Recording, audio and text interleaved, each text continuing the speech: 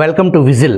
ఏదైతే విభజిత ఆంధ్రప్రదేశ్ రాష్ట్రంలో అప్పటి ప్రభుత్వంలో ఇంటెలిజెన్స్ చీఫ్గా పనిచేసినటువంటి ఏబి వెంకటేశ్వర గారు, ఆ తర్వాత వచ్చిన జగన్మోహన్ రెడ్డి ప్రభుత్వం 2019 నుంచి 2024 మధ్య జగన్మోహన్ రెడ్డి రాజ్యహింస ఒక డీజీ స్థాయి అధికారి పట్ల ఏ రకంగా ఎంత అవమానకరంగా ఎంత మానసికంగా కేసులు పెట్టి జైల్లో పెట్టాలి అనే దానికి హైకోర్టులు సుప్రీంకోర్టుల వరకు క్యాట్ రకరకాల ప్రయత్నాలు, ఆఖరి రోజున యూనిఫామ్ వేసుకునే అవకాశం, అది కూడా కోర్టు రంగంలోకి దిగి తప్పని పరిస్థితుల్లో ఆ రోజు ఆయనకి పోస్టింగ్ ఇవ్వటం జరిగింది.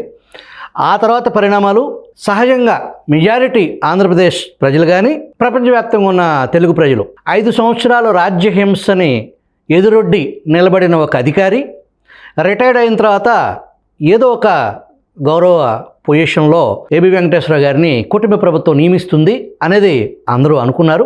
కొంతకాలం తర్వాత ఈ police housing corporation chairman post అనేదాన్ని ఏబి వెంకటేశ్వర గారిని సంప్రదించకుండానే ఆ జీవో రావటం, నన్ను ఎవరు అడగలేదు దాన్ని ఇచ్చే ముందు, అది నాకు అవసరం లేదు, నేను జగన్మోహన్ రెడ్డికి సంబంధించిన అవినీతి కేసులు కానీ 5 సంవత్సరాల విధ్వంసకర పాలనలో జరుగుతున్నటువంటి వాటిని వెలికి తీసే బాధ్యతని నాకు అప్పచెప్తే నేను సక్సెస్ఫుల్గా దాన్ని చేస్తానని చెప్పేసి ప్రస్తుత ప్రభుత్వ పెద్దలకి నేను విన్నవించాను.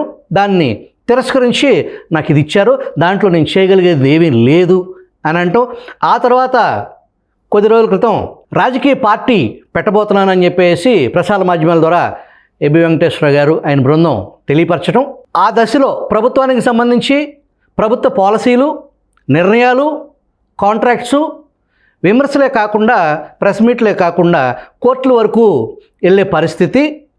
ఈ సమయంలో ప్రశ్న రావణ్ అనే ఒక యూట్యూబర్కి సంబంధించి ఆ యూపీ ఆ చట్టం అనేదాన్ని ప్రయోగించటం తప్పు అని చెప్పేసి తప్పుపట్టేదానికి, ఆ తర్వాత అఖిలపక్షం అనే పేరుతో సిపిఎస్ సిపిఎం వైసీపీతో ఏబి వెంకటేశ్వర గారు వేదిక పంచుకోవటం, ఆ పక్కన అంబటి రాంబాబు ఉండటం, ఒక్కసారి సోషల్ మీడియా ఒక యుద్ధ వాతావరణంలాగా ఏబి వెంకటేశ్వర గారు తదితరుల మీద ఒక దాడి లాంటి ప్రయత్నం జరిగింది. మామూలు ఇంటర్వ్యూస్లో అయితే కొన్ని ప్రశ్నలు యాజ్ ఎ జర్నలిస్ట్గా నా సైడ్న అడగాల్సింది, ప్రేక్షకులకి కావలసిన సమాధానాలు.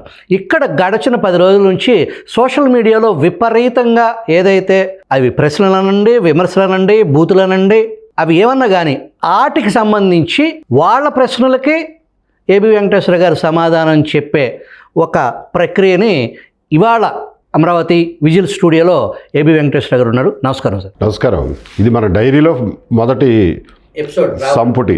దానికి భిన్నంగా వాస్తవానికి మీరు ఏదైతే పంచుకోవాలనుకున్నారో, ప్రజలకి తెలియపరచాలనుకున్నది సమాచారం రూపేణా, పాలసీలు కానీ మీ వ్యూస్ కానీ అనుకోకుండా ఈ రావణ్ టాపిక్, ఈ ప్రశ్న, ఈ పోలీస్ కేసు, మీరు వైసీపీ అంబటి రాంబాబు పక్కన కూర్చోవటం అనేది పెద్ద ఎత్తున ఒక కార్యక్రమం జరిగింది. దాంట్లో మీ దృష్టికి వచ్చిందా సార్, మీరు ఏదైతే సోషల్ మీడియాలో ఒక దాడి, విమర్శల జడివాన మీ మీద స్టిల్ కురుస్తూనే ఉంది, అవన్నీ చూసారా? మీరు ఉన్నారా ఊళ్ళోనే ఈ మధ్యకాలంలో? సోషల్ మీడియాతో అడ్వాంటేజ్ ఏంటంటే ఏ ఊర్లో ఉన్నా కానీ రియాక్ట్ అవ్వచ్చుగా. So right from the beginning, దాడి మొదలెట్టినప్పుడు దగ్గర నుంచి నేను చాలా వినయపూర్వకంగా ఇష్యూస్ రేజ్ చేసిన వాళ్ళకి సమాధానం ఇవ్వడానికి ట్రై చేశాను. కంటిన్యూస్గా ట్రై చేశాను. దాదాపు 10 రోజులు. I think Tuesday, it all started on a Tuesday, అంతకుముందే నో. సో మొత్తానికి వినయపూర్వకంగా సమాధానాలు ఇవ్వడానికే ట్రై చేశాను, ఇప్పటికీ ట్రై చేస్తున్నాను అదే పద్ధతిలో. బట్ దాడి ఒక రకమైన ఉధృతమైన దాడి మొదలైనప్పుడు దాన్ని వాళ్ళు ఎవరో కూడబలుక్కుని దాడి చేశారని నేను అన్ను.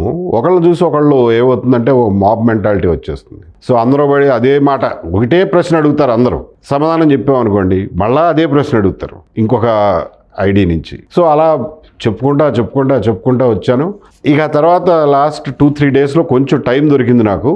ఒక 5-6 గంటలు స్పెండ్ చేసి నా ఫేస్బుక్లోను, యూట్యూబ్లోను, ట్విట్టర్లోను ఉన్నటువంటి ఈ బూతుల పంచాంగం కామెంట్లు పెట్టేవాళ్ళని, అసందర్భంగా మాట్లాడేవాళ్ళని, మీకు తెలుసో తెలీదో ఈ కామెంట్లు పెట్టడానికి పెయిడ్ బ్యాచెస్ని ఎంగేజ్ చేసుకుంటారు. పొలిటికల్ పార్టీస్ కానివ్వండి, ఎవరైనా పొలిటికల్ పార్టీసే మెయిన్గా, బయట వాళ్ళకి ఏం అవసరం ఉంటుంది. ఈ పెయిడ్ బ్యాచ్ ఏంటంటే ఒక మనిషిని ఎంగేజ్ చేసుకుంటే వాడు మ్యాక్సిమం 10 అవతారం అంటారు దాన్ని, 10 ఐడీలు క్రియేట్ చేసుకుంటాడు. ఒక 10 ఈమెయిల్ ఐడీలో లేకపోతే 10 ఫోన్ నెంబర్ల ద్వారానో 10 ఐడెంటిటీస్ పెట్టుకుంటాడు. మీరు చూస్తే మీకు ఆ ఐడెంటిటీ చూస్తేనే అర్థమైపోతుంది. పెడ్రో EUXY అని ఉంటుంది. వాడు ఎవడాడు పెడ్రో EUXY అనేవాడికి ఒక ఐడెంటిటీ, అది ఆంధ్ర ఐడెంటిటీ అయితే కాదు. సో వీటిని చూస్తే అర్థమైపోద్ది ఇవన్నీ అవతార్స్ అని, ఫేక్ ఐడీస్ అవతార్స్ అని. అంటే వాళ్ళు అదే ఐడి తోటి ఫేస్బుక్లో వస్తారు, ట్విట్టర్లో వస్తారు, యూట్యూబ్లో వస్తారు. ఎవరి మీద దాడి చేయదలుచుకున్నారో వాళ్ళు ఎన్నెన్ని సోషల్ మీడియాలో ఉంటే అన్నిటి మీద వచ్చి అదే కామెంటు ప్రతి చోట పోస్ట్ చేసుకుంటూ పోతారు. సో మీకు కుప్పల కామెంట్స్, అవే కామెంట్స్, నెగిటివ్ కామెంట్స్, బూతులు వస్తాయి. సో మామూలుగా మనుషులు ఏం చేస్తారంటే చిచ్చి ఇద్దరు ఏంట్రా బాబు అని చెప్పి విత్డ్రా అయిపోతారు. పొలిటికల్ పార్టీస్ ఈ ప్రయత్నం చేసినాయి. ఇకపోతే పొలిటికల్ పార్టీస్ సింపథైజర్స్ ఉంటారు. వాళ్ళు విపరీతమైన ఆవేశంతో బాగా పార్టీ అనుబంధాలు ఇవి ఉంటాయి. సంబంధాలు ఉండి చావు కానీ అనుబంధాలు ఉంటాయి. వీళ్ళు చేసుకున్న అనుబంధాలు, వాడెవడో దేకడ వీళ్ళని, బట్ వీళ్ళే ఎక్కువ ఓన్ చేసుకుంటారు. That's okay, you are free to like anybody. So వాళ్ళు ఒకళ్ళనొకళ్ళు అంతకుముందు మాట్లాడుకుంటూ ఉంటారు కాబట్టి it is a like a family in the cyber space. ఇంటర్నెట్లో ఒక ఫ్యామిలీ లాగా వాళ్ళందరూ వాళ్ళ ఇంట్లో పండగ అయినా లేదా ఫంక్షన్ అయినా కానీ ఫోటోలు పెడితే మిగిలిన వాళ్ళందరూ లైక్లు చేయటం ఇవన్నీ నడుస్తూ ఉంటాయి. It's a kind of socialising. So వాళ్ళందరూ ఏకమైపోయి ఒక లైన్ తీసుకుంటే ఆ లైన్ మీద కొడతా పోతూ ఉంటారు. సో వీటన్నిటినీ ఇందులో పెయిడ్ బ్యాచ్ ఎవడో మీరు గుర్తించాలి.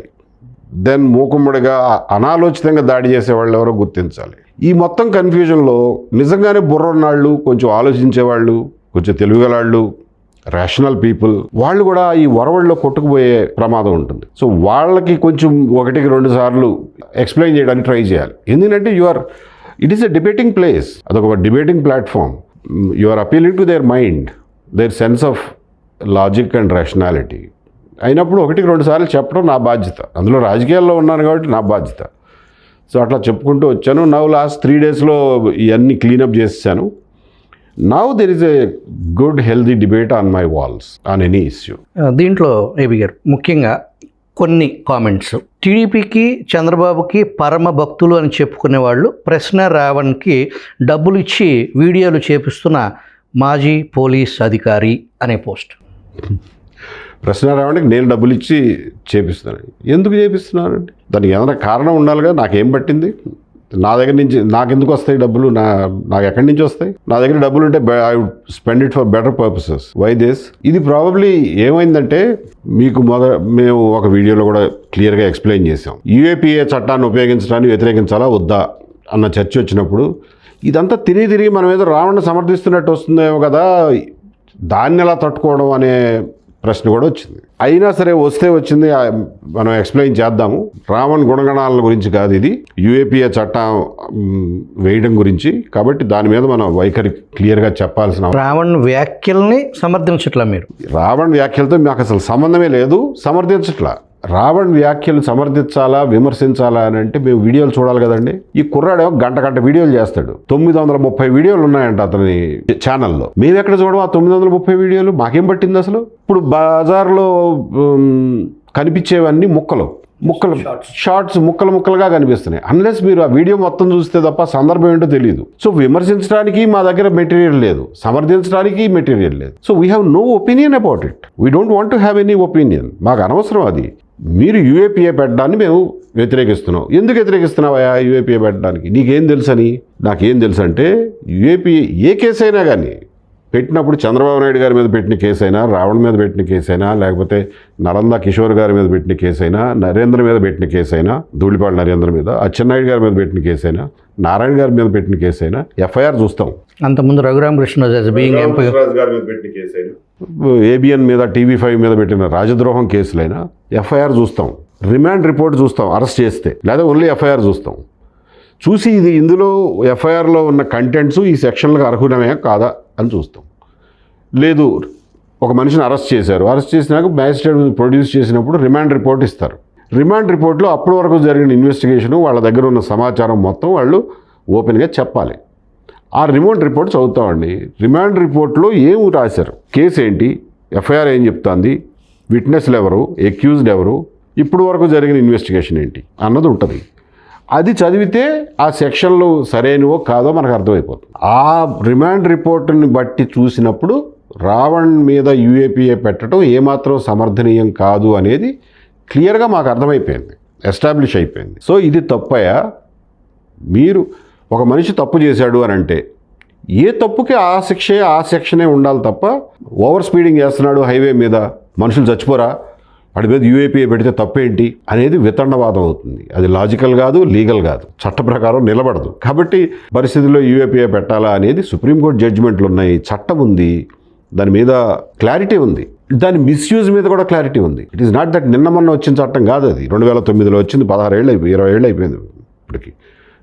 దాని మీద మిస్యూజ్ కూడా బాగా జరిగింది, కోర్టులో ఎస్టాబ్లిష్ అయింది మిస్యూజ్ జరిగిన విషయం. కాబట్టి జాగ్రత్తగా ఉండాలి. ఎందుకంటే ఆంధ్రప్రదేశ్కి ఈ సాంప్రదాయం మంచిది కాదు. మీరు ఇవాళ మొదలెడితే రేపొద్దున మీరే కంటిన్యూ చేస్తారు. దీన్ని ఎదుర్కోకపోతే రేపొద్దున గవర్నమెంట్ మారినప్పుడల్లా ఇదే కంటిన్యూ అయిపోతుంది ఈ trend. It is not good for society అని. రావణ్పై ఉపా చట్టం సరికాదు ఏబి వెంకటేశ్వరరావు మీరు అన్న మీడియాలో వచ్చిన క్లిప్ని పెట్టి FBలో ఒక IPS ఆఫీసర్గా పనిచేసి కులాలు జాతుల మధ్య గొడవలు పెట్టే రావణ్పై చర్య తీసుకుంటే ఏబి వెంకటేశ్వరరావు సొల్లు కోతలు కూస్తున్నారు. రైట్, ఇది on the verge of abuse. But okay, 1-2 సార్లు ఇట్లాంటి వాళ్ళు కూడా భరిస్తాను నేను. బట్ అందులో కంటెంట్ ఉంటే. మేము కులాలు మతాల మధ్యన చిచ్చు పెట్టేవాడిని ఎక్కడ సమర్థించాం? మేము యూఏపీఏ గురించి మాట్లాడుతా అంటే నువ్వు ఈ రావణ్ వీడియోలో ఉన్న కంటెంట్ గురించి చెప్తారంటే మాకు వద్దురా బాబు ఆ కంటెంట్ అంటున్నాం. దేని మీద యూఏపీఏ పెట్టారో దాని వరకే పరిమితం అవుదాం. వాళ్ళు యూఏపీఏ పెట్టడానికి మెయిన్గా వాళ్ళు చూపించిన కారణం ఏంటంటే కులాలు మతాల మధ్యన విద్వేషాలు సృష్టిస్తున్నాడు కాబట్టి యూఏపీఏ పెడతామంటే మ్యాజిస్ట్రేటే ఇసిరావతల పడేస్తాడు కాగితం. సో దానికి వీళ్ళు ఏం చూపించారంటే ఒక హిడ్మాని పొగుడుతూ ఒక వీడియో దొరికింది కాబట్టి తను నక్సలైట్ సింపథైజరు కాబట్టి యూఏపీఏ పెడుతున్నామని చెప్పి అటు నుంచి వచ్చారు. హిడ్మా వైపు నుంచి నరుక్కొచ్చారు. బీజేపీతో వైసీపీకి పొత్తు కోసం మోదీ అమిత్ షా ఇంట్లో ఏబీవీ, నల్లమూతి చక్రవర్తి, సుజనా చౌదరి ఆధ్వర్యంలో పనిచేస్తున్నారు. మోదీ గారిది అమిత్ షా గారి దర్శన భాగ్యం కలిగితే అంతకంటే కావాల్సింది ఏముంది మాకు? ఎవరి ద్వారా వెళ్ళినా కానీ అంత పెద్దవాళ్ళ దర్శన భాగ్యం మాకు దొరుకుతుందా? కాబట్టి దీన్ని మీరు ఏమనాలి? ఈ యూఏపీఏ రావణ్ టాపిక్ కాకుండా దీని వెనకమాల ఏదన్నా మీకు ఇవన్నీ ఆపాదించి దీనికి సంబంధించి అప్పుడు ఆ సుజనా చౌదరి అనే ఆయన్ని తీసుకొచ్చి మీరంతా కలిసి ఈ ప్రభుత్వం మీద కుట్ర చేస్తున్నారు అనే నేరేటివ్ దాంట్లో ఏమన్నా అసలు ఎంతో కొంత పొగ అనేది ఉందంటారా? లేదు ఇప్పుడు కాదు, దాదాపు 6-7 నెలల నుంచి కూడా నడుస్తుంది. ఇది ఏమవుతుందంటేనండి, ఐ విల్ టెల్ యూ. మేము సంవత్సరం నుంచి రాజకీయాల్లో పనిచేస్తున్నాం. మేము అంటే నేను, చక్రవర్తి, ఇంకా కొంతమంది చాలా చిన్న ఎవరో నోటబుల్ పర్సన్స్ కాదు కాబట్టి వాళ్ళ పేర్లన్నీ చెప్పాల్సిన అవసరం లేదు. అందులో ఎవరు ఎమ్మెల్యేలు సుజనాలు లేరు. సంవత్సరం నుంచి రాజకీయాల్లో పనిచేస్తున్నాం. ఏప్రిల్ 13, 2025 నాడు నేను అమలాపురంలో రాజకీయాల్లోకి వస్తున్నానయ్యా. జగన్ నెవర్ అగైన్ అన్న నినాదంతో వస్తున్నాను. నా ముఖ్యమైనటువంటి ఉద్దేశం ఈ రాష్ట్రానికి జగన్ పరిపాలన అనే పడగ నీడ మళ్ళీ పడకూడదు అనేది నా ముఖ్య ఉద్దేశం. రాజకీయాల్లోకి వచ్చిన ముఖ్య ఉద్దేశం కూడా అదే. కాబట్టి రాజకీయాల్లోకి వస్తున్నానని చెప్పాను. మొదట్లో ఎవరు పట్టించుకోలేదు, సార్ వీళ్ళు 2 వాళ్ళు వస్తూ ఉంటారు పోతూ ఉంటారు, ఎంతమందిని చూడలేదు అనుకున్నారు. దెన్ వీ స్టార్టెడ్ సీరియస్గా వర్క్ చేయడం మొదలెట్టాం. ఒక 6 నెలల్లో మా first topic we took up was Banakacherla విషయంలో మాకు క్లారిటీ ఉంది. ఇది ఇంకొక కాళేశ్వరం అవుతుందన్న క్లారిటీ ఉంది. కాబట్టి దాన్ని తీసుకుని ముందుకెళ్ళాం. For whatever reasons government ఒక అడుగు వెనక్కేసింది. సర్లే ప్రస్తుతానికి కాదులే అని అంది. ఎందుకంటే అది ఎంత అసంబద్ధమైన ప్రాజెక్ట్ అంటే ఈవెన్ CWC పర్మిషన్ రావడం కూడా ఇంపాసిబుల్. సరే అయిపోయింది. ఇంకొకటి మేము చేసుకుంటూ పోయాం.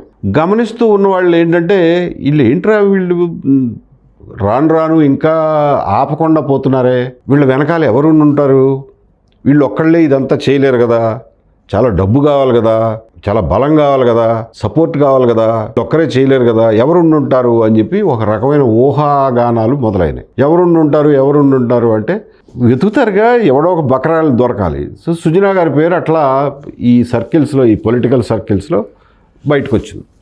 అది అలా కంటిన్యూ అయిపోతూ అదిగో పులి అంటే ఇదిగో తోక అంటాం మామూలుగానే జరిగేది సోషల్ మీడియా లేనప్పుడే. సోషల్ మీడియా ఉన్నప్పుడైతే అదిగో పులి ఇదిగో తోక అంటే అసలు అదిగో పులి పిల్లలు కూడా అంటారు. కాబట్టి అట్లా వచ్చింది. మీరు ఈ 6-7 నెలలు ఏదైతే అమలాపురం మీ రాజకీయ ప్రకటన, ఈ బనకచర్ల ఇష్యూస్, ప్రెస్ మీట్స్, ఈ తతంగం ఇది మీరు ఎత్తుకున్న తరువాత ఈ మధ్య కాలంలో ఈ 6-7 నెలల కాలంలో మీరు కానీ సుజనా చౌదరి గారు కానీ ఎప్పుడన్నా కలుసుకోవడం కానీ మాట్లాడుకోవడం జరిగింది? ఒక్కసారి కాదు, కనీసం ఒక 20 సార్లు కలుసుకుని ఉంటాం. ఒక్కసారి కాదు, ఈజ్ ఎ గుడ్ ఫ్రెండ్. ఇప్పుడు కాదు, 15 ఏళ్ళ నుంచి ఫ్రెండ్. అండ్ నేను అసలు అడుగుతా ఉంటాను, మీరు విజయవాడ ఎప్పుడు వస్తున్నారు కాసేపు కూర్చుందామని. ఆయన రావడమే తక్కువ. హైదరాబాద్లో ఆయన ఉన్నప్పుడు నేను ఉండటం, నేనున్నప్పుడు ఆయన ఉండటం, ఆ టైమింగ్ కలవడం కూడా తక్కువ. ఇప్పుడు ఒక రాజకీయ పార్టీ అనేది మీ లైన్లో మీరు వెళ్తున్నారు. సుజనా చౌదరి గారు ఆల్రెడీ కూటమి ప్రభుత్వంలో, దట్టు జాతీయ పార్టీలో ఆయన ఒక ఎమ్మెల్యే కొనసాగుతున్నారు, భాగస్వామ్యంగా ఉన్నారు, ముఖ్యమంత్రిని కలుస్తూ ఉంటారు, పార్టీ కార్యక్రమాలు. ఆయన ఎందుకు మీకు ఆయనకి అనేది ఎందుకు నడుస్తుంది చర్చ? దానికి ఏమైనా రీజన్ ఉందా? సుజనా చౌదరి గారిని కలుస్తూనే ఉంటా. నాకు వైసీపీలో ఎవరు ఫ్రెండ్స్ లేరు, కానీ టీడీపీలో చాలామంది ఫ్రెండ్స్ ఉన్నారు. బీజేపీలో తక్కువ. సుజనా గారు వన్ ఆఫ్ ది పీపుల్. కలుస్తూనే ఉంటా. అది మా పర్సనల్ రిలేషన్షిప్. దానికి రాజకీయాలకు సంబంధం ఏముంది? మొన్నటి వరకు సాక్షి పత్రిక ఏబీ పేరు చివర చౌదరి అని రాసేది. అఖిలపక్షంలో పాల్గొనేసరికి ఏబీ వెంకటేశ్వరరావు అయ్యాడు. కరెక్టే, వాళ్ళ వైఖరిలో కూడా మార్పు వచ్చింది కొంత. నేను ఒకసారి రాజకీయాల్లోకి వచ్చిన తర్వాత I'm away from any of the existing parties అండి. నాకు తెలుగుదేశంతోనూ సంబంధం లేదు, వైసీపీతో ఎలాగో సంబంధం లేదు. వైసీపీ వాళ్ళు ఇంతసేపు ఏమనుకునేవాళ్ళు అంటే, సాక్షి పత్రిక వాళ్ళు వీడి ఎంతసేపు ఎంత చెప్పినా వీడు తెలుగుదేశం వాడేలే అన్న ఉద్దేశంతో చౌదరి అని తగిలిచ్చారో లేకపోతే ఇంకొకటి అన్నారో. వాళ్ళు కూడా రియలైజ్ అవుతారుగా. సాక్షి వాళ్ళు రియలైజ్ అయినా అవ్వకపోయినా ఇప్పుడు వైసీపీని సమర్థించే వాళ్ళు కూడా రియలైజ్ అవుతారుగా. ఓకే, వీళ్ళు న్యూట్రల్గానే ఉన్నారు, బయటికి కనపడడం అయితే న్యూట్రల్గానే ఉన్నారు అనేది వాళ్ళల్లో కూడా క్రమంగా మార్పు వస్తుందిగా, చూసి. బట్ ఆ రకంగా తొలగించి ఉండొచ్చు. అది మంచి పరిణామం. ఇది ఇంద్రసేన నాయుడు బెజవాడ ఎమ్మెల్యే పిఏ బెంగళూరులో జగన్ కలిశారు. దీన్ని మధ్యవర్తిత్వం చేసింది ఏబీ వెంకటేశ్వరరావు, నల్లమూరి చక్రవర్తి. ఎవరితను ఏదో సమ్ ఐడి, ఏం పేరు చెప్పారు? అది బెంగళూరులో కలిసింది ఇంద్రసేన నాయుడు బెజవాడ ఎమ్మెల్యే పిఏ బెంగళూరులో జగన్ కలిశారు. ఇంద్రసేన నాయుడు అంటే సంథింగ్ ప్రశ్న రావణ ఇంట్లో ఆఫీస్ ఇచ్చిన అతను ఇంద్రసేన. అతని పేరు చౌదరి నాయుడు. అసలు వెనకాల ఏదో ఉందో నాకు కూడా తెలియదు. ఇంద్ర అని పేరు ఉన్నట్టు గుర్తు. నాకు కూడా అతను పరిచయం. యాక్చువల్గా అతను చాలా కాలం నుంచి పరిచయం. నేను సస్పెండ్ అయినప్పుడు కూడా అతను నాకు యాక్చువల్గా తోడుగా ఉన్నాడు. నాకు ఫస్ట్ లాయర్ని ఐడెంటిఫై చేసి పెట్టింది ఇంద్రానే. నేను ఆదినారాయణ గారిని ఎంగేజ్ చేసే ముందు లాయర్ కోసం వెతుకుతా అంటే they help me in identifying a lawyer. But ఆ తర్వాత ఆ కేసు ఓడిపోయాను నేను క్యాట్లో. ఓడిపోయిన తర్వాత దెన్ ఆదినారాయణ గారు ఏంటంటే అప్పుడు ఢిల్లీలో ఉండేవాళ్ళు. అందుకని హైదరాబాద్లో ఉండే లాయర్ కావాలని చెప్పి ఎవరినో పెట్టుకున్నాం. ఇక ఆ తర్వాత ఆదినారాయణ గారిని పట్టుకుని ఆయనతోనే కంటిన్యూ అయ్యా. ఆ రకంగా ఇంద్ర తెలుసు. అతని నేపథ్యం ఏంటి అసలు? ఈ అమ్మాయి ఆ ప్రశ్న రావడానికి అంత ఎక్స్పెన్సివ్ ప్రిమిసెస్లో అవకాశం కల్పించడం. లుక్, ఇంద్ర వాళ్ళ బ్రదరు టీడీపీలో ఉండేవాడు. 2014 నుంచి 19 వరకు ఇంకొక ఆయన పెద్ద ఆయన ఉండేవారు కదా, హనుమంతరావు చౌదరి. హనుమంతరావు చౌదరి గారు ఎమ్మెల్యే. 19లో క్యాండిడేట్ని మారుస్తారన్న ఊహాగానాలు వచ్చినప్పుడు వీళ్ళు I think they were one of the claimants. 19లో ఎవరు పోటీ చేశారో నాకు గుర్తురాట్లా. కళ్యాణదుర్గంలో ఎవరు పోటీ చేసినా కానీ తెలుగుదేశం ఓడిపోయింది ఆ ఎలక్షన్లో. 19 నుంచి 24 వరకు ఇంద్ర వాళ్ళు బ్రదర్ వాళ్ళు టీడీపీలో, పక్కా టీడీపీ మొదటి నుంచి టీడీపీనే.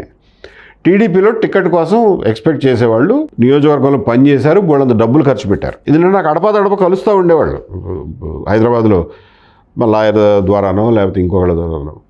ఆదినారాయణ గారు కాదు, వేరే లాయర్ ద్వారా. సో కలుస్తూ ఉండేవాళ్ళు. ఏం జరుగుతుందా అంటే ఏదో చెప్పేవాళ్ళు, బోళ్ళ ఖర్చు పెడుతున్నాం సార్, గట్టిగానే పని చేస్తున్నాం అని. టికెట్ ఎక్స్పెక్ట్ చేశారు. చివరి నిమిషంలో కాదులేండి, ఒక 5-6 నెలల ముందు నుంచి టికెట్ రాదేమో అన్న సంశయంలోకి వెళ్ళారు. ఎందుకంటే వేరే వాళ్ళకి ప్రామిస్ చేసినట్టున్నారు. ఆ గొడవలో వీళ్ళు చివరి నిమిషంలో ఇంకా 2 నెలలు ఉందనగానో ఎప్పుడో ఎలక్షను వైసీపీలోకి వెళ్ళారు. వాళ్ళు కూడా టికెట్ ఇచ్చినట్టు లేరు. మొత్తానికి తెలుగుదేశం గెలిచింది. ఇంద్ర వాళ్ళు ఇప్పుడు వైసీపీలోనే కొనసాగుతున్నారు. అది నేపథ్యం. అతను ఇల్లు రావణ ఆఫీస్కి ఎందుకు ఇచ్చాడో నాకు స్పెసిఫిక్గా తెలియదు. జనరల్గా అతను అనేది ఏంటంటే, ఈ మధ్య మాట్లాడాను నేను, ఈ విషయం తెలిసి వాళ్ళ ఇంట్లోనే ఆఫీసు అని చెప్పి నాకు తెలీదు. నేను అడిగితే ఇచ్చాను సార్ అన్నాడు. మరి ఎందుకు ఇచ్చావా, బోళ్ళంత అద్దె అయిపోతుంది కదా అంటే, ఎట్లాగో అద్దె కడుతున్నాం సార్, హైదరాబాద్లో మేము ఉండేది లేదు పెట్టేది లేదు, ఒక ఇల్లు తీసుకుని ఉన్నాం. ఇల్లు కొంచెం కాంట్రాక్టర్లు అనుకుంటా, బాగా వెల్ టు డూ పీపుల్. అందులో మా చుట్టాల ద్వారా ఈ కుర్రాడు పరిచయం రావణ్, సో అందుకని ఆఫీస్ పెట్టుకుంటానంటే ఇచ్చాము అన్నాడు. అట్లా ఫ్రీగా ఇవ్వరు కదా సార్, అంత ఎక్స్పెన్సివ్ ప్లేస్లో వితౌట్ మోటో ఒక ప్రశ్న రావణ్, దట్టు జర్నలిస్టిక్ బ్యాక్గ్రౌండ్, ఒక మంచి పెద్ద సంస్థలో పనిచేసిన వ్యవహారం కాదు, అతను హావభావాలు ఇవాళ ఏదైతే ఆ ఏలూరు సభలో మాట్లాడిన పక్కన పెడితే, అతను యూట్యూబ్ చేసే వీడియోస్లో కూడా ఆ అబ్యూజింగ్ లాంగ్వేజ్, నా కొడక అని కెమెరా ముందు ఎదుటి వాళ్ళని తిట్టడం అనేది అత్యంత దారుణమైన భాష. Different style of doing it. Not నేను అందుకే చెప్తున్నాగా, నేను ఎప్పుడు చూడలే అతను వీడియోలు. ఎప్పుడన్నా ఒక చిన్న వీడియో చూసానేమో తప్ప, నన్ను ఇంటర్వ్యూ చేశాడు కాబట్టి ఆ మాత్రం అయినా. ఇంకా ఒక మహిళా యూట్యూబర్ సిబిఎన్ గారు మీకు ఇంటెలిజెన్స్ చీఫ్ పదవి కట్టబెడితే వైజాగ్లో కొడికత్తి, పులివెందుల్లో గొడ్డలిపోటు ఎందుకు ముందుగా మీరు పసిగట్టలేకపోయారు అని ఒక మహిళా యూట్యూబర్ గట్టిగా ప్రశ్నిస్తున్నారు మిమ్మల్ని. మా మగధ లక్ష్మి గారే అంటారు, మా పక్క ఊరు ఆవిడ వెళ్ళండి, నూజుడి పక్కనే తెనివే.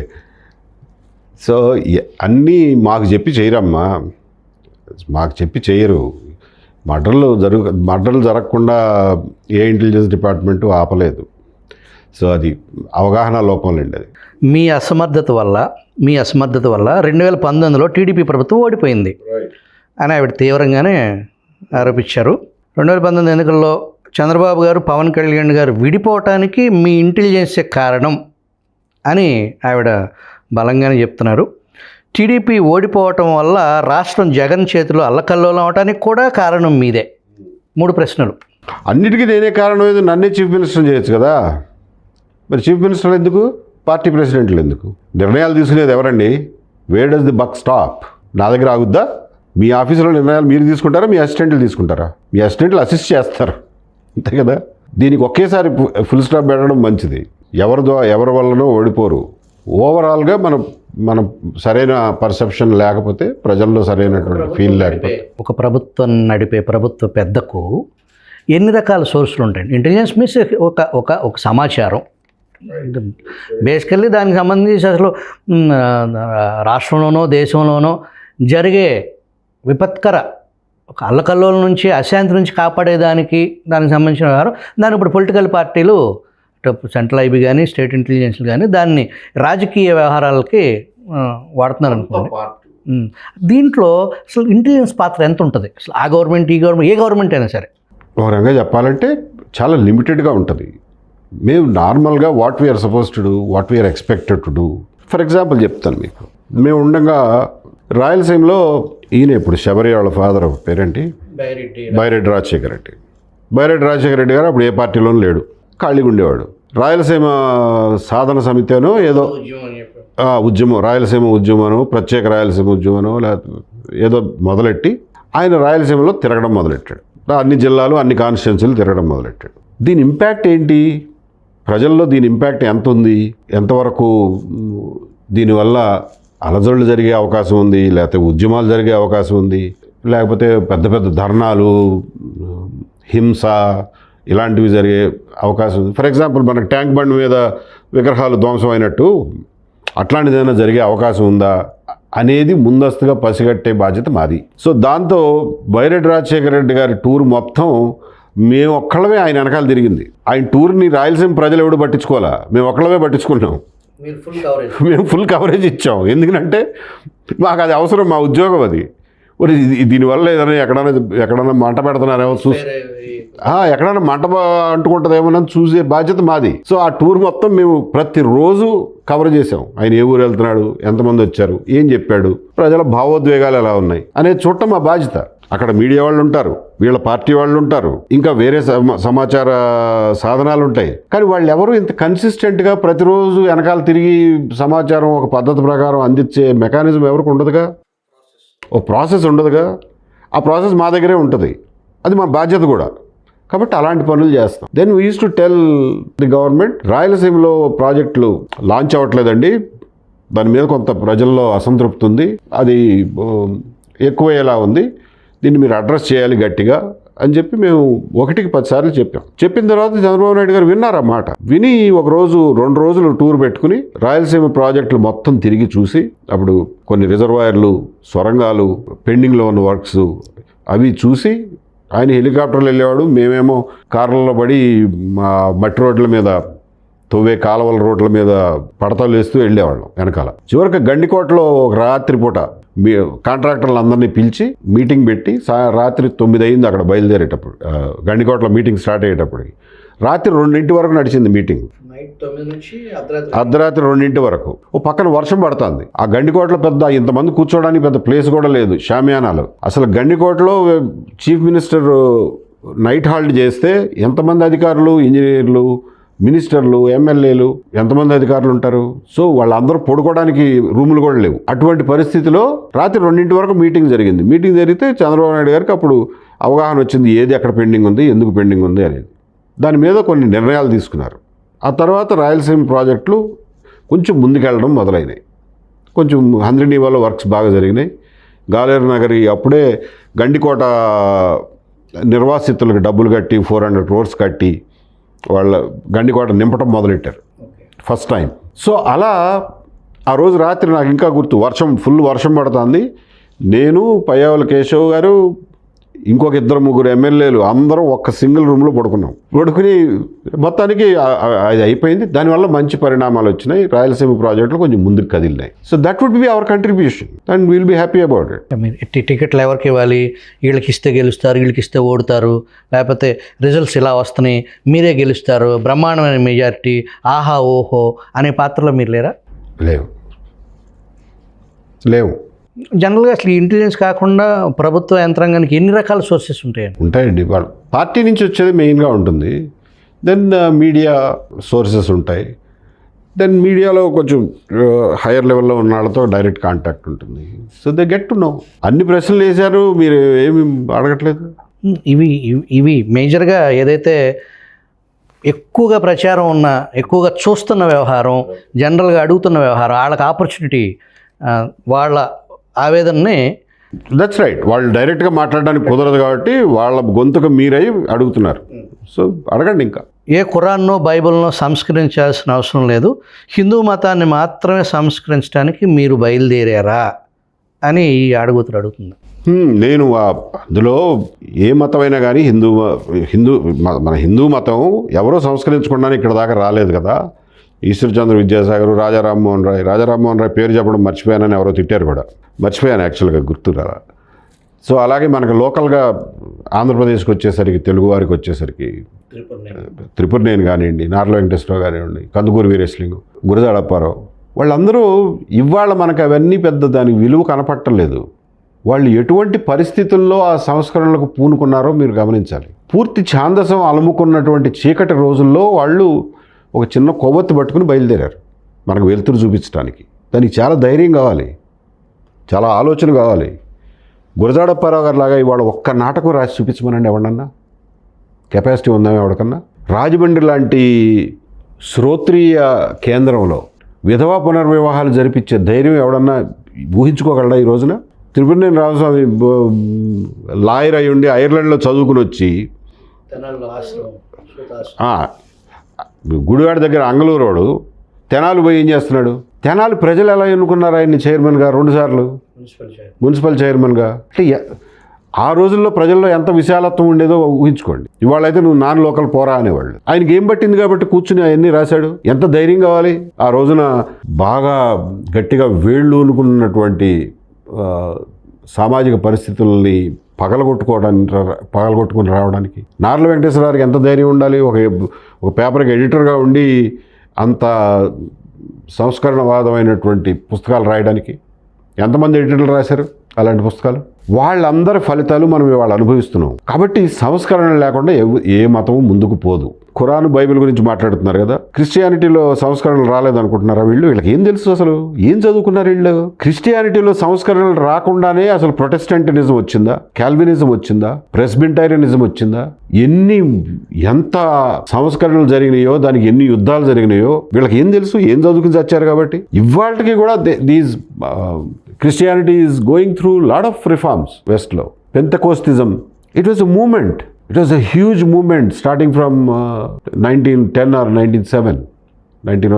దాని ఇంపాక్ట్ మీకు అక్కడ జరిగే సంస్కరణల ప్రభావం ఇక్కడ క్రిస్టియానిటీ ఫాలో అయ్యే తీరు మీద కూడా మీకు రిఫ్లెక్షన్స్ కనిపిస్తాయి, మీకు తెలియదు. జనరల్గా ఇక్కడ జరిగే ప్రశ్న అది, మీ ఒక్కళ్ళే కాదు, ఏదైతే హిందూ మతంలో ఉన్నదానికి సంబంధించిన ఎవరైనా ఇది తప్పు అని అంటే దీనిలో ఉన్న మంచి చెడులు ఆ ప్రశ్నలో ఉన్న అర్థాన్ని వదిలేసేసి మీరు బైబిలు ఖురాను ప్రశ్నించే దమ్ము మీకుందా అని అటునుంచి ఎదురుదాడి అనేది ఇప్పుడు బాగా ఇంకెక్కువైంది.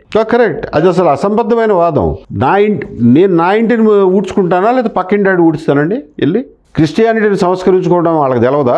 వాళ్ళు బాధ్యత పడరా? వాళ్ళు బాధ్యత లేని మనుషులు అనుకుంటున్నారా మీరు? వాళ్ళు బాధ్యత పడబట్టే కదా ప్రొటెస్టెంటిజం వచ్చింది, లేకపోతే మొత్తం రోమన్ క్యాథలిక్సే కదా, పోప్ యొక్క అధికారమే కదా మొత్తం క్రిస్టియానిటీ మీద, అందులోంచి వచ్చిందిగా, వాళ్ళే సంస్కరించుకున్నారుగా. దాన్ని విస్తృత పరిధిలో మీరు అడిగిన ప్రశ్న వాళ్ళ సంస్కరణ గురించి మాట్లాడే ధైర్యం నీకుందా అని. అసలు మనం ధైర్యం చేయక్కర్లా, వాళ్ళ మతాలను వాళ్ళు ఆల్రెడీ సంస్కరించుకుంటున్నారు. ఇప్పుడు కాదు, కొన్ని వందల సంవత్సరాల నుంచి సంస్కరించుకుంటున్నారు. ఇన్ఫ్యాక్ట్ క్రిస్టియానిటీలో సంస్కరణలు హిందూయిజంలో సంస్కరణల కంటే ముందు నుంచే బయలుదేరినాయి. ఓ 200 సంవత్సరాల ముందు నుంచే వాళ్ళు కొట్టుకు చచ్చారు, యుద్ధాలు చేసుకున్నారు. తర్వాత ఇంకా కంటిన్యూస్గా నడుస్తూనే ఉంది, ఇప్పటికీ నడుస్తూనే ఉంది. దాని ఇంపాక్ట్ కూడా ఇక్కడ క్రిస్టియానిటీ ప్రాక్టీసెస్ మీద పడుతోంది. వీళ్ళు ఎవరికి తెలియదు ఆ మైన్యూట్ డీటెయిల్స్. అలాగే ఇస్లాం కూడా, ఇస్లాంలో మార్పులు తక్కువ వస్తాయి because lot of things are fixed. క్రిస్టియానిటీకి ఇస్లాంకి తేడా ఏంటంటేనండి, క్రిస్టియానిటీలో ఒక సెంట్రల్ పేపల్ పవర్ అని ఉండేది, పోప్ దగ్గర పవర్ ఉండేది. సో ఆయన డిసైడ్ చేసేవాడు మొత్తం ఏం చేయాలన్నది. ఇస్లాంలో డెసిషన్ మేకింగ్ కొంచెం డిస్ట్రిబ్యూటెడ్గా ఉంటుంది, డెలిగేటెడ్గా ఉంటుంది. ఏ దేశంలో ఆ మెయిన్ మతాచార్యుడు ఎవరుంటే వాళ్ళు చెప్పినట్టుగా ఆ దేశం వాళ్ళ వరకు పోతారు. సో దేశాల మధ్యన ఇస్లాంని ప్రాక్టీస్ చేసే విధానంలో చాలా తేడాలు ఉంటాయి. అవి మనకు తెలియవు, ఆ మతంలో వాళ్ళకే తెలుస్తాయి. అవి ఏమి వీళ్ళకి తెలియవు. సో మా ఇల్లు మేము ఊడ్చుకుంటా అంటే నువ్వు ముందు పక్కిల్లు ఊడ్చే దమ్ముందా నీకంటే? Completely irrational argument. ఒక మేధావిగా ఎన్నాళ్ళు మిమ్మల్ని సమాజం గుర్తించింది, గౌరవించింది. వైసీపీ నుంచి వేధింపులు ఎదుర్కొని అంబటి రాంబాబు పక్కన ఎలా కూర్చుంటారు? ప్రభుత్వానికి వ్యతిరేకంగా మీరు ఎలా పోరాటం చేస్తారు? ఓకే, రాజకీయాల్లో ఉన్నది ప్రభుత్వాలకు వ్యతిరేకంగా పోరాటం చేయడం కోసం. మాదంటూ ఒక ఐడెంటిటీ, మాదంటూ ఒక స్పేస్, దెన్ మాదంటూ ఒక ఐడియాలజీ ప్రజలకు ప్రజెంట్ చేయడం కోసమే కదా రాజకీయాల్లోకి వచ్చేది, లేకపోతే ఎందుకు వస్తాం? ఇకపోతే పక్కన ఎలా కూర్చుంటారు అని అంటే, ఆ రోజున అఖిలపక్ష సమావేశానికి పిలిచినప్పుడు ఇంకెవరెవరు వస్తున్నారా అని చెప్పి నేనైతే అడగల. నార్మల్గా మేము పోవడమే తక్కువ, ఇప్పుడు 1-2 సమావేశాలకే వెళ్ళాం. ఎప్పుడు ఎవరిని అడిగే అలవాటు లేదు ఇంకెవరెవరు వస్తున్నారు అని. నేను అంబటి రాంబాబు గారు వస్తున్నారని నాకు తెలీదు. నేను వెళ్ళిన తర్వాత ఇంకా మొదలెట్టరేమండి అంటే, వైసీపీ నుంచి పేరు నాని గారు వస్తూ ఉన్నారండి, ముందు ఆయన లాస్ట్ మినిట్లో క్యాన్సిల్ అయిందంట, అంబటి రాంబాబు గారిని పంపిస్తూ ఉన్నారు అని అన్నారు. ఓకే అని ఒక 5 నిమిషాలు వెయిట్ చేసాం. అప్పుడు కూడా ఆయన రాకపోయేసరికి దాదాపుగా సభ మొదలైపోయింది.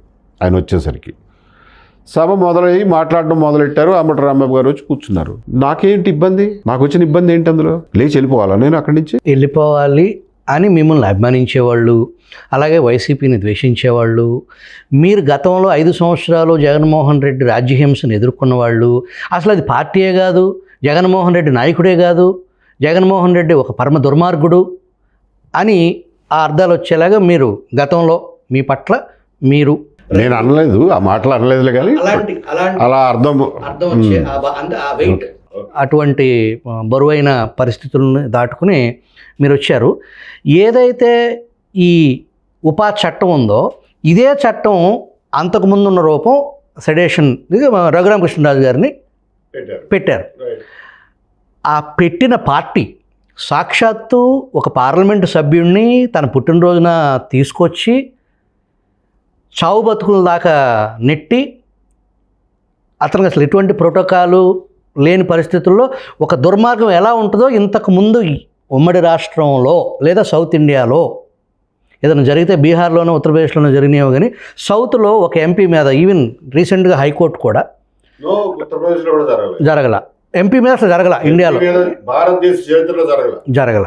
కానీ అట్లాంటి పరిస్థితి కల్పించింది జగన్మోహన్ రెడ్డి ప్రభుత్వం వాస్తవానికి. ఇవాళ ఈ ప్రభుత్వం పెట్టిన ఉపా చట్టం గురించి మాట్లాడటం కానీ దాని గురించి చర్చించడం కానీ ఇది తప్పు అంటానికి కానీ అసలు ఆ పార్టీకి నైతిక అర్హత లేదు అనే వాదన ఉంది. అట్లాంటి వాళ్ళతో మీరు ఎలా షేర్ చేసుకుని వాళ్ళు నువ్వు మాట్లాడుతున్నావా, నువ్వు ఈ పార్టీ ప్రతినిధిగా వచ్చావా, నువ్వు నిన్నటిదాకా చేసింది ఏంటి, ఇవాళ నీకు చట్టం రాజ్యాంగం ఇవాళ గుర్తొచ్చినా నీకు అని చెప్పేసి ఏబి వెంకటేశ్వర గారు లాంటి వ్యక్తి అంబటి రాంబాబును ఊడదీయకుండా వేదిక షేర్ చేసుకోవటం ఏంటి అని బలంగా వాదించేవాళ్ళు ఉన్నారు. కరెక్ట్. కొంచెం అందులో కొంత రీజనబుల్నెస్ ఉంది అడిగే దాంట్లో, కాకపోతే అది కరెక్ట్ కాదు. ఎందుకో చెప్తా. This is the general perception. అందుకే దానికి సమాధానం చెప్తా. అఖిలపక్షం ఒక ఇష్యూ మీద మాట్లాడినప్పుడు, ఒక అఖిలపక్షంలో ఒక ఇష్యూ మీద మాట్లాడినప్పుడు ఆ ఇష్యూ మీద మాత్రమే మీరు మాట్లాడగలరు తప్ప ఆ పార్టీల మీదకి పొలిటికల్గా పోలేరు. ఈశ్వరయ్య గారు సభాధ్యక్షుడు, ఆయన మొట్టమొదటే చెప్పాడు మనందరం వేరు పార్టీలకు చెందిన వాళ్ళం, మన ఆలోచనలు మన పార్టీల విధానాలు వేరువేరుగా ఉంటాయి, కానీ వాళ్ళు మనం కలిసింది కేవలం ఉపా చట్టం ఉపయోగించడం దాని దుర్వినియోగం మీద, కాబట్టి దానికే పరిమితం అవ్వండి, మీరు పొలిటికల్గా ఏ స్పీచ్లు ఇవ్వద్దు, ఆ ఇష్యూకే పరిమితం ఇవ్వండి అని అన్నారు. అది మర్యాద కూడా. అంటే ఒక రౌండ్ టేబుల్ కాన్ఫరెన్స్ జరిగినప్పుడు అట్లాగే జరుగుతాయి. మీరు చెప్పింది ఎప్పుడు చేయగలనో చెప్పనా, మీరు అంబటి రాంబాబు గారిని నన్ను కూర్చోబెట్టి మీరు ఒక మోడరేటర్గా ఉండి ఒక డిబేట్ కండక్ట్ చేస్తే అప్పుడు ఈ మాటలన్నీ మాట్లాడుకో, అంతే తప్ప అది సమయం సందర్భం కాదు ఆ విషయం అడగడానికి. అక్కడ ఆ అంశానికి మించి అటు ఇటు పోవడం మర్యాద కాదు. చంద్రబాబుకు మీకు మధ్య ఏమైనా ఉండొచ్చు, అంటే గతంలో మీకు సీట్ ఇస్తాను అని ఇవ్వకపోయి ఉండొచ్చు, అందువల్ల మీరు ప్రభుత్వాన్ని విమర్శిస్తున్నారా? లేదులేండి, సీట్ ఇస్తాను అని ఆయన ఎప్పుడు చెప్పాలో నేను అసలు ఆ టాపిక్. హిందూ మతాన్ని సంస్కరిస్తున్నా అంటున్నారు ఏబి వెంకటేశ్వర గారు. మరి మీ సామాజిక వర్గంలో ఎంతమందికి మీరు ఉపయోగపడ్డారు, ఎంత సంస్కరించారు? పోనీ ఇతర కులాల వాళ్ళనైనా మీరు సివిల్స్ వైపు ఏమన్నా చేయూతను అందించారా? నాకెవడు చేయూతను అందిస్తే నేను సివిల్ సర్వీస్ పాస్ అయ్యాను. ఇప్పుడు కాడికి ఫైర్ ఉండాలి, పొట్టలో ఫైర్ ఉన్నవాడికి వస్తుంది. ఎందుకంటే చాలా కష్టమైన ఎగ్జామ్స్ అవి. మామూలుగా ఓవరాల్గా మీరు నియర్లీ ఒక 1 year అయిందా? హార్డ్లీ డైరెక్ట్గా హైపర్ యాక్టివ్గా ఉండటం. దీంట్లో కొంత మీ ప్రయాణం ప్రభుత్వానికి కొంత సెగ తగులుతుంది అన్నట్లుగా భావించి ఈ విషయాన్ని ఒక్కసారే మీ మీద సోషల్ మీడియాలో ఈ రకమైన స్పందన రావడానికి వెనకమాల ఏదైనా శక్తులు పనిచేసి మిమ్మల్ని మీ స్పీడ్ని కొంత కంట్రోల్ చేయాలి, మీ మూలన కొంత ఇబ్బంది అవుతుంది అనేలాంటి ఆలోచన ఉండొచ్చు అని మీరు ఏమైనా అనుకున్నారా? అనుకున్నాం. ఎందుకు ఒకసారి ఇంటి మీద పడిపోయారు అని అంటే, సంవత్సరం నుంచి మనం చేసే పనులు ఏ ప్రభుత్వానికైనా కొంచెం పక్కలో బల్లెలానే ఉంటాయి. అరికాల్లో చెప్పులో రాయి అనుకోండి, పని కంట్లో నలుసులాగా తయారయ్యాం. సో అవన్నీ వాస్తవాలే కాబట్టి ఏమీ గట్టిగా తిప్పి కొట్టలేకపోయారు. ఇప్పుడు మేము ఒక స్పెసిఫిక్ ఇష్యూ మీద యూఏపీఏ దుర్వినియోగం మీద మాట్లాడితే రావణ్ పట్ల పబ్లిక్లో ఉన్న పర్సెప్షన్ని ఆధారం చేసుకుని వీడు రావణ్ని సమర్థించడానికి వచ్చాడు, దొరికాడు రా వేసుకుందాం వీడిని అన్న ఆలోచనతో చాలా కోడి బుర్రలు పనిచేసినాయి. మిగిలిన కోళ్ళన్నీ గొర్రెల్లాగా వాళ్ళ వెనకాల పోయినాయి అనేది నా అంచనా. రాజకీయాల్లో కొన్ని సెలెక్టివ్ అంశాలు, దాని ప్రాతిపదికన ప్రోజ్ అండ్ కాన్స్ అవి చూసుకుని కదా మామూలుగా ఆ మైలేజ్, ఆ వ్యవహారం, రాజకీయం, ఇంటలెక్చువాలిటీ ఈ వ్యవహారాలు వేరు. దానికి చదువు, సంస్కారం, ఆ గోల అదొక సెక్షన్. బట్ రాజకీయం అనేది అదొక దాని డెఫినేషన్ మారిపోయింది పూర్తిగా. ఏం చేస్తే ఏమైద్ది అనేది అసలు మీరు దాని జోలికి వెళ్ళే ఉద్దేశం లేదా మీకు? ఇవాళ ఎవరో అడిగారు, ఏమండి ఎంత చదువుకున్న వాళ్ళైనా కొంచెం లౌక్యం ఉండాలి కదా, లౌక్యం లేకుండా ఎట్లా పనిచేస్తున్నారు మీరు అంటే, మేము రాజకీయాల్లోకి వచ్చింది లౌక్యంగా పనిచేయడానికి కాదు, నిజాయితీగా పనిచేయడం కోసం, అంతే తప్ప మేము లౌక్యంగా పనిచేసే కాడికి చాలా పార్టీలు ఉన్నాయి. వాటిలో ఎక్కడో చోటకి ఎవరో ఒకళ్ళని ఫాలో అవ్వండి మీరు. మేము లౌక్యం కాదు, నిజం కోసం కట్టుబడి ఉండేవాళ్ళం. మేము పట్టించుకోం. అండ్ మీకు చెప్తున్నాను, గుర్తుపెట్టుకోండి, ఆ పార్టీకి ఒక 5%, ఈ పార్టీకి ఒక 5% ఈ హార్డ్ కోర్ భక్తజనం ఉంటారు. అంటే ఏం చెప్పినా కానీ ఇక మా పార్టీ రైటు, అవతలాడు తప్పు అనేవాడు. కానీ 60 to 70% of people, general people, చాలా తెలివిగలవాళ్ళు, విజ్ఞత గలవాళ్ళు, మంచి ఏదో చెడేదో తెలుసుకోగలిగిన వాళ్ళకి నిజం చెబితేనే వాళ్ళతో కనెక్ట్ అవ్వగలుగుతాం. మేము లౌక్యంగా ఉంటే వాళ్ళతో ఎందుకు కనెక్ట్ అవుతాం? మిగిలిన పార్టీలు లౌక్యంగా ఉండట్లేదా? ఇవన్నీ లౌక్య పార్టీలేగా, లౌకిక పార్టీలు. సో మేము లౌక్యం కోసం రాజకీయాల్లోకి రాలేదు. అసలు మేము కొన్ని విలువల కోసం వచ్చాం. ఆ విలువలను ఎస్టాబ్లిష్ చేయనప్పుడు మాకు రాజకీయాలే అనవసరం. ఇది ఏదైతే రీసెంట్గా ఒక సోషల్ మీడియా తుఫానో సునామీయో అలా సాగి ఇలా ప్రస్తుతానికి ఆ ప్రశ్నలకి, సోషల్ మీడియా ప్రశ్నలకి, విజిల్ ప్రశ్నలకి, విజిల్ ప్రేక్షకుల కోసం all the way AB Venkateswara గారు విజిల్ స్టూడియోకి వచ్చి ఇంతసేపు సవివరంగా మనతో ముచ్చటించినందుకు మీకు ధన్యవాదాలు. It's a pleasure.